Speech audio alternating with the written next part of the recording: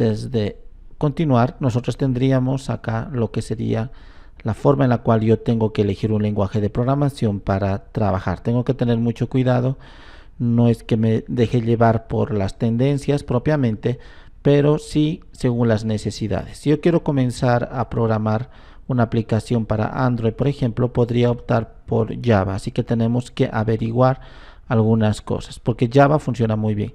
Si quiero comenzar a trabajar con inteligencia artificial, podría utilizar Python, o si quiero dedicarme al ámbito de la web, entonces puedo aprender JavaScript y luego PHP. Si quiero hacer lo que son programas o aplicaciones nativas para Windows, puedo utilizar C o C++ o C Sharp u otros. Entonces va a depender del lenguaje que yo vaya a elegir según mis necesidades. No olvidemos que antes de aprender un lenguaje, porque lógicamente si vamos a aprender un lenguaje de programación vamos a necesitar muchas cosas para aprender, no es tan fácil como elegir uno y ya antes de elegir para optar la mejor opción tenemos que saber si existe bibliografía al respecto. Es que gran parte de los libros, bibliografía bien consolidada, está en el idioma inglés, entonces si yo no sé inglés voy a estar muy limitado al respecto. Por lo tanto, tengo que saber eso, si existe bibliografía al respecto, porque si quiero aprender un lenguaje muy extraño o un lenguaje no muy estudiado, entonces, por ejemplo, COBOL no es muy seguido, no es algo que las personas generalmente aprendan, pero si yo quiero hacerlo, entonces tengo que saber si hay bibliografía, de lo contrario no voy a poder aprender, no hay donde lograr esos manuales, esos tutoriales, todo lo demás. Luego tengo que saber si hay una comunidad detrás de ese lenguaje de programación, porque indicamos que hasta el mejor programador del mundo siempre va a necesitar de otros programadores, de otras personas, de alguien que le ayude, les recomiende, le aconseje, de otras áreas, todo lo demás. Entonces, si hay una comunidad por detrás de ese lenguaje de programación, entonces fácilmente voy a poder solucionar muchos de los problemas que voy a tener en el camino. De lo contrario, me voy a atascar y no voy a poder avanzar si tengo algún problema. Las comunidades son sumamente importantes. Otro serían las librerías.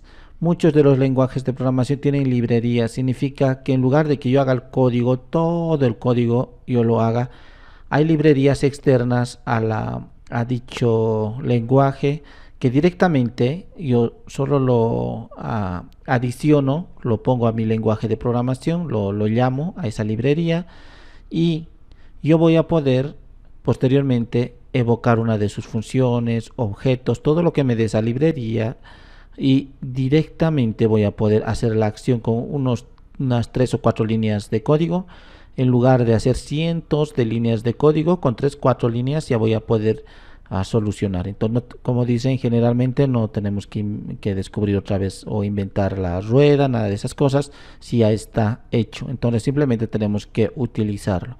Por ejemplo, en la web, si ya tengo listo una librería para PHP, entonces que me haga un formulario de contacto y simplemente yo cambio algunos valores o parámetros. Entonces, ¿para qué voy a hacer todo un formulario de contacto si directamente en un par de minutos podría evocar esa librería y que me lo haga automáticamente? Entonces es necesario que los lenguajes de programación tengan librerías para cada una de las necesidades. Luego, otra de las cosas es que tengo que preguntarme si vale o no la pena aprender un lenguaje de programación específico o uno de propósito general.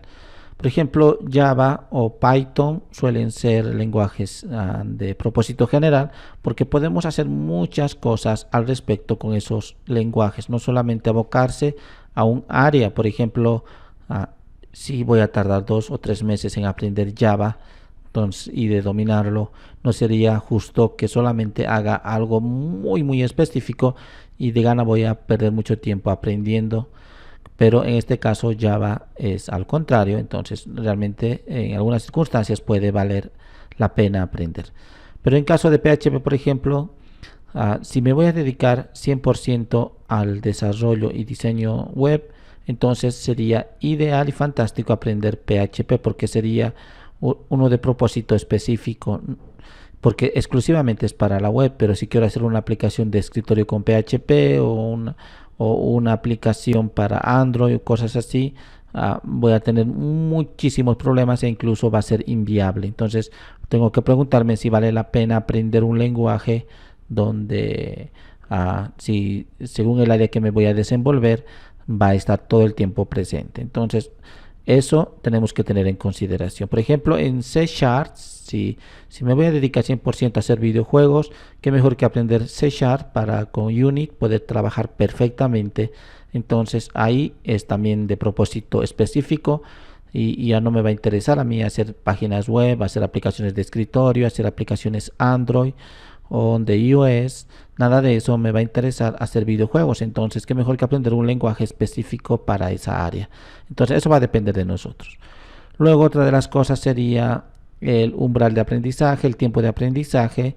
Si un lenguaje es extremadamente complejo y muy complicado, entonces tengo que saber si va a valer la pena o no. Si, por ejemplo, solamente me están contratando para 2 proyectos web, nada más que para 2 proyectos, y tener que aprender PHP para esos 2 proyectos y luego ya no volver a utilizarlo más porque voy a dedicarme a otras áreas, entonces tendré que considerarlo 2 veces antes de proceder.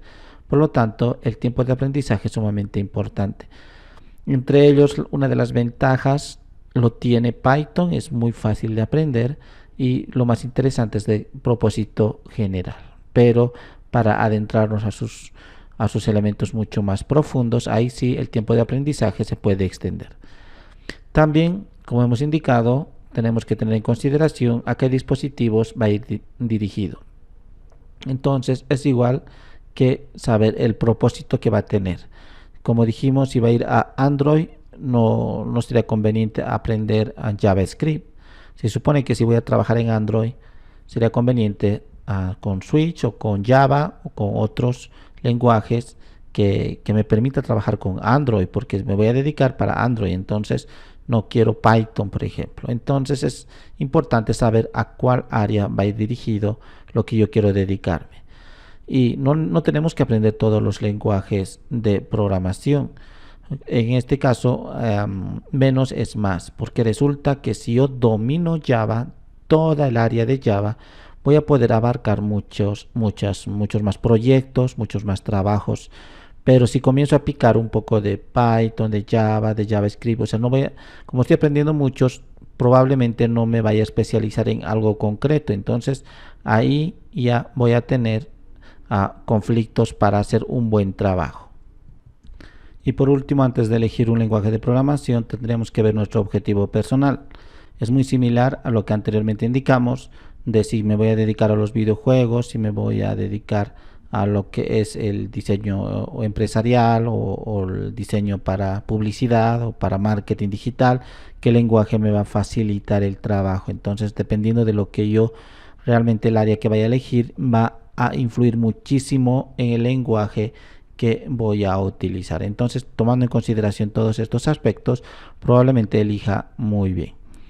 Adentrándonos un poco más ya a esto de la programación, vamos a ver esto de lo que sería la criptografía. Muy bien. Simplemente decir que cuando nosotros vamos a trabajar en proyectos bastante grandes, especialmente, no en pequeños o medianos y grandes, entonces vamos a necesitar saber un poco de criptografía. ¿Qué es esto de la criptografía? Es la forma en la cual va a ir codificada la información para proteger nuestros datos, porque la criptografía nos va a permitir no tener agujeros por los cuales las personas puedan modificar nuestros scripts, nuestros programas, aplicaciones o la información que se está manejando sea sumamente segura. Hay 3 tipos de criptografía generalmente que manejamos: la simétrica, la asimétrica y la híbrida, que es la mezcla entre la primera y la segunda.